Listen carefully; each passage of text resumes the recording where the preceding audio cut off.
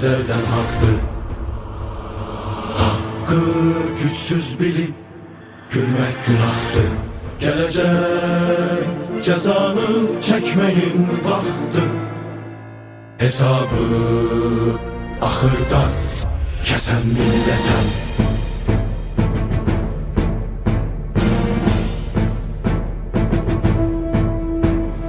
Düzme qabağıma çopur daşları, səsləsəm dikələrək dağ qardaşlarım.